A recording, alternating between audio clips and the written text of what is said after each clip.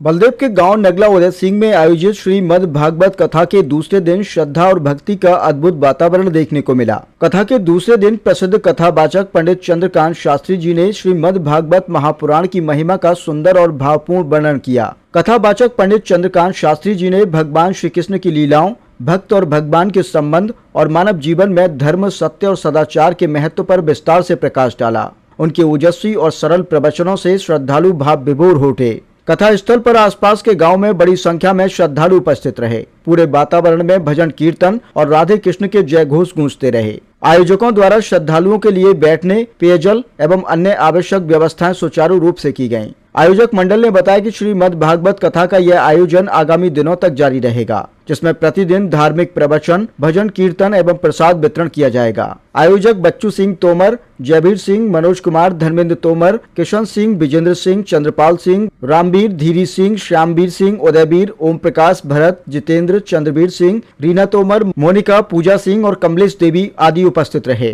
ब्रजदर्पण 24 के लिए ओपी शुक्ला के साथ विकास ब्रजवासी की रिपोर्ट। पीपल के वृक्ष के नीचे ध्यान करना चाहिए और आम के वृक्ष के नीचे बैठ करके हमें मानसी पूजा करनी चाहिए। मानसी पूजा कहते हैं मन के द्वारा। ये सर्वश्रेष्ठ पूजा है मानसी सेवा।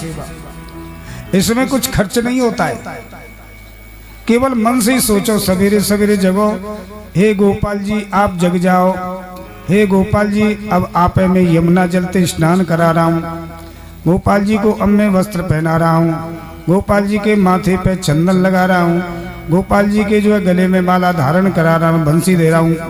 और फिर सोचो कि मैं गोपाल जी को माखन मिश्री का भोग लगा रहा हूँ। ऐसे ही रोजाना क्रम बनाओ। ऐसे क्रम बनाओगे तो एक दिन वो आएगा कि हम बैठे बैठे देखेंगे कि वास्तव में हम स्नान करा रहे हैं, हम श्रृंगार कर रहे हैं, हम ठाकुर जी को भोग लगा रहे हैं। ऐसा